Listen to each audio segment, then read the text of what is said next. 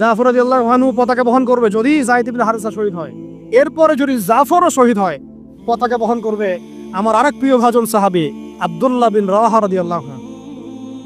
আব্দুল্লাহ বিন রাওয়াহা রাদিয়াল্লাহু আনহু, যাকে যে কোনো মুহূর্তে যদি বলতেন ইসলাম নিয়ে একটা শের বলেন, একটা কবিতা বলেন, ইনস্ট্যান্ট তিনি শের বলে ফেলতে পারতেন। এত সুন্দর, এত উন্নত কাব্য প্রতিভা ছিল তার মধ্যে। এই নষ্ট সংস্কৃতি না, তাদের সংস্কৃতি ছিল একেবারে খাঁটি তাওহীদের সংস্কৃতি। এমনকি কাবা তাওয়াফ করছেন তিনি, তখন কাবা তাওয়াফ করছেন বিদায় কাজা উমরা আদায় করার সময় নবীর সামনে সামনে তিনি ঘুরছেন এবং আবৃত্তি করছিলেন একটা কবিতা কাফেরদেরকে আঘাত করার জন্য। কাফেররা দেখো, তোমরা যাকে বের করে দিয়েছিলে তিনি আজকে সসম্মানে এখানে ঘুরতেছে। ওমর রাদিয়াল্লাহু আনহু বলছিলেন যে কাবা তাওয়াফ করার সময় তুমি এগুলো বলছো? নবীজি বলেন ওকে ছেড়ে দাও, সে এমন এমন বাক্য তিলাওয়াত করতেছে, মানে এমন বাক্য সে চয়ন করেছে যেগুলো কাফের অন্তরে বর্ষার চাইতেও বেশি বিদ্ধ, তাকে বলতে দাও। এই হল আব্দুল্লাহ বিন রাওয়াহা রাদিয়াল্লাহু আনহু, নবীজির অত্যন্ত প্রিয় ভাজন সাহাবী। আব্দুল্লাহ বিন রাওয়াহা যদি শহীদ হয় তাহলে তোমরা তোমাদের মধ্য থেকে একজনকে আমির নিযুক্ত করে নিও। সাহাবীরা বুঝে ফেললেন এই সফরে আমরা তিনজনই শহীদ হতে যাচ্ছি, কারণ একটা সফরে কখনো তিনজন আমিরের প্রয়োজন হয় না, হয় না। এবার তারা গেলেন, তারা কখনো আশাও করেন নাই ওখানে যা দেখবেন। ওখানে গিয়ে দেখলেন যে 1,00,000 রোমান সৈন্য সামনে এসে দাঁড়িয়েছে। কত লক্ষ? এবং একেবারে ফুল প্রশিক্ষিত, একদম ফুল আর্মড ফোর্সড। আর এর সাথে তাদের সাহায্যকারী দলেও আছে আরো 1,00,000 সৈন্য। মোট কয় লক্ষ? এদিকে কতজন? যুদ্ধ হওয়া সম্ভব? আসলে কি সম্ভব? সম্ভব না।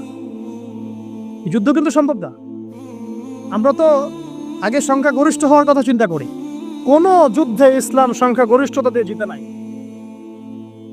ইসলাম জিতেছে ঈমানের বদৌলতে, শুধু ঈমানের বদৌলতে। আমরা সংখ্যা দিয়ে কখনো বিজয় লাভ করতে পারি নাই। এখন এবার সাহাবীরা মাশওয়ারা করতেছেন রাত্রেবেলা, আমরা কি করব? কালকে যুদ্ধ করব, নাকি মদিনায় ফিরে যাব, নাকি রাসূলকে খবর পাঠাবো, নাকি কোনো বিকল্প ফোর্স নিয়ে আসার ব্যবস্থা করব, কি করব? তখন সাহাবী ওই যে বললো আব্দুল্লাহ বিন রাওয়াহা রাদিয়াল্লাহু আনহু দাঁড়ালেন। তরুণ সাহাবী, আপনাদেরকে বলতেছি, তরুণ সাহাবী দাঁড়িয়ে বলছেন যে হে আমার ভাইয়েরা, আমরা এখানে কি জন্য এসেছি? হয় আমরা এই যুদ্ধ করব, শহীদ হব, না হলে আমরা গাজী হব। আর আপনারা যে বিষয়টাকে ভয় করছেন আসলে কিন্তু আমরা সেটা পাওয়ার জন্যই এসেছি, তার নাম শাহাদা। আপনারা যেটাকে ভয় করছেন যে আমরা এখানে গেলে মারা যাব, ওটার জন্যই তো আমরা এত দূরে এসেছি। আমরা গাজী হই অথবা শহীদই হই, আমাদের জন্য আজর আল্লাহর কাছে লেখা থাকবে। তো তার এই মানে এমন ঈমানদীপ্ত ছিল ভাষণটা, আমি তো ওটা বলতে পারলাম না, আরবিতে তিনি বলেছেন। এতে মানে উৎফুল্ল হয়ে বা ইন্সপায়ার্ড হয়ে সাহাবীরা আর দ্বিতীয়বার ভাবলেন না, ঠিক আছে কালকে যুদ্ধ হবে। এবার পরের দিন যুদ্ধ শুরু হোক। এটা কি সম্ভব যুদ্ধ? প্রথমে যায়েদ ইবনে হারেসা রাদিয়াল্লাহু আনহু পতাকা নিয়ে ঘোড়া ছোটা এগিয়ে যাচ্ছে এবং একটা আঘাতও পিছন থেকে করার সাহস হচ্ছে না তাদের, সব আঘাত তারা সামনে থেকে করছেন। এক পর্যায়ে যায়েদ রাদিয়াল্লাহু আনহুর এই মানে গায়ের মধ্যে তারা বর্ষা নিক্ষেপ করে। বর্ষা তো আগেকার বড় বড় বল্লম বর্ষা ছিল, এবং একটা বর্ষা তার গায়ে যখন লাগে তিনি পড়ে যান, এবং এই অবস্থা আস্তে আস্তে তার শাহাদত হয়। পতাকা পড়তে দেন নাই, পতাকা নিয়ে নিয়েছেন জাফর ইবনে আবি তালিব রাদিয়াল্লাহু আনহু হাতে, এবং জাফর রাদিয়াল্লাহু আনহু যুদ্ধ করতে থাকেন, এত বীর বিক্রমে যুদ্ধ করতে থাকেন যে এক পর্যায়ে তিনি তার নিজের কালো এবং লাল ডোরাকাটা ঘোড়া ছিল, সেই ঘোড়ার পা নিজেই কেটে ফেলেন, যে আমার যেন পালিয়ে যাওয়ার মন না উঠে, তারা যেন আমার ঘোড়া ইউজ করতে না পারে। সাহাবীরা বলছেন তার শাহাদাতের পরে তার বডির মধ্যে আমরা এরকম 50টা থেকে 60টা এরকম আঘাতের দাগ দেখেছি। একটাও দেহের পিছনে ছিল না, সব সামনে ছিল। যুদ্ধ করতে করতে এক পর্যায়ে তার ডান হাতটা কেটে পড়ে যায়। এরপরে তিনি বাম হাতে পতাকা উঠায় নেন, কাফেররা বাম হাতটাও কেটে ফেলে।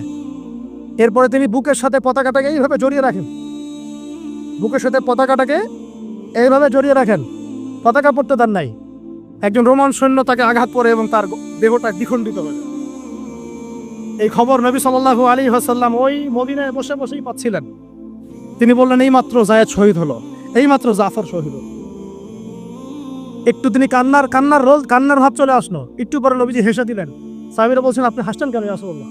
তিনি বলছেন যে জাফর এর ডান হাত প্রথমে কেটে গেছে, তারপর বাম হাত কেটে গেছে, আল্লাহ রাব্বুল আলামিন তাকে এই দুইটা কাটা হাতের বিনিময়ে জান্নাতে দুইটা বড় বড় পাখা দিয়েছে। এইটা দিয়ে তিনি জান্নাতে ঘুরে বেড়াচ্ছেন আর ফল খাচ্ছেন। তার নাম হয়ে গেল জাফর আত-তাইয়ার, জাফর আত-তাইয়ার, পাখাওয়ালা। এরপরে পতাকা হাতে নিলেন সেই আব্দুল্লাহ বিন রাওয়াহা রাদিয়াল্লাহু আনহু। তিনিও তো বীর বিক্রমে যুদ্ধ করতে লাগলেন। এক পর্যায়ে তিনি একটু কান্না করেছিলেন। সাহাবীরা বলছেন, আপনি কি ভয় কান্না করতেছেন? জি না, আমি ভয় কান্না করছি না, বরং কোরআনের একটা আয়াত আমার মাথায় আসছে বলে আমি কান্না করছি।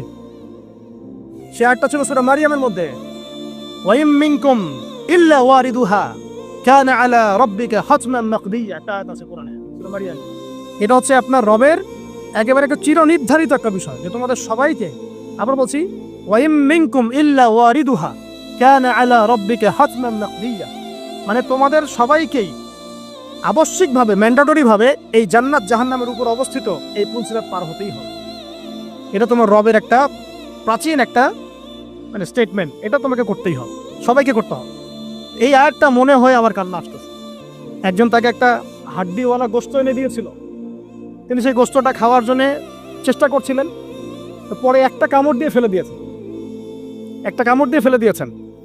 তারপরে তিনি ছুটলেন যুদ্ধ করার জন্য, এবং ওই সময় একটা কবিতা আবৃত্তি করেছেন, হে আমার মন, তোমার নফস হয়তো চাচ্ছে, তুমি হয়তো চাচ্ছ এখান থেকে পালিয়ে যাওয়ার জন্য, জেনে রাখো সামনে তুমি যা দেখছো এর পিছনেই আছে জান্নাত।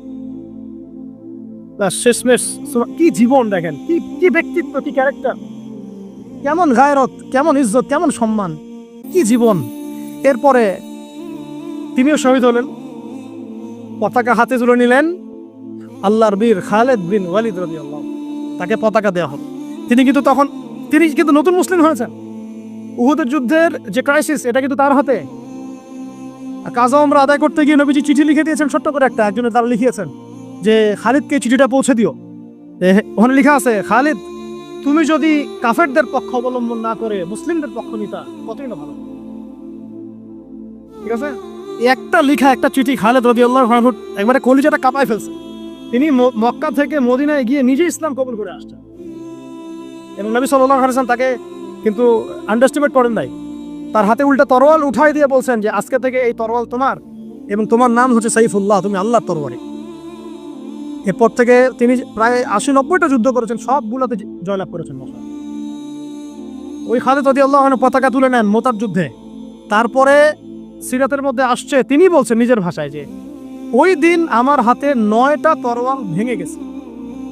যুদ্ধ করতে করতে করতে করতে ওই দিন আমার হাতে 9টা তরোয়াল ভেঙে গেছে।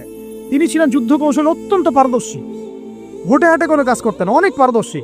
তিনি ডানের সৈন্যকে বামে নিয়ে আসছেন, বামেরটাকে ডানে নিয়ে গেছেন, সামনেটাকে পিছনে নিয়ে আসছেন, পিছনেটাকে সামনে নিয়েছেন।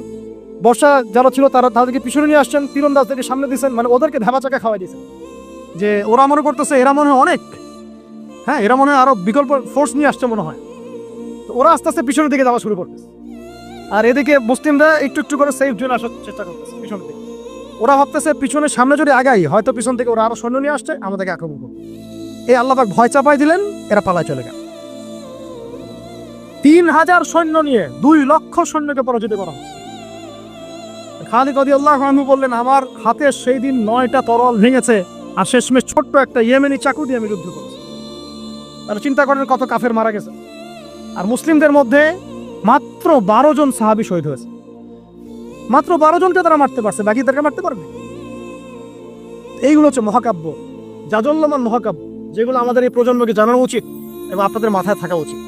প্রত্যেকটা সংগ্রাম, প্রত্যেকটা বিপ্লব, প্রত্যেকটা অভ্যুত্থানের পিছনে যেন থাকে আল্লাহর সন্তুষ্টি, আল্লাহর দিন কায়েমের চেষ্টা, আল্লাহর দিনের খেদমতের চেষ্টা এবং ইনসাফ প্রতিষ্ঠার চেষ্টা, এবং জালেমের বিরুদ্ধে আমাদের অবস্থান সবসময় শক্ত থাকবে ইনশাআল্লাহ। এরকম অনেক ঘটনা আছে, আমি আজকে আর বলার সুযোগ পেলাম না। ইনশাআল্লাহ আরও একদিন আল্লাহ যদি তৌফিক দেন, ইনশাআল্লাহ তাআলা আমি আপনাদের সাথে আবার এগুলো ডিসকাশন করবো ইনশাআল্লাহ।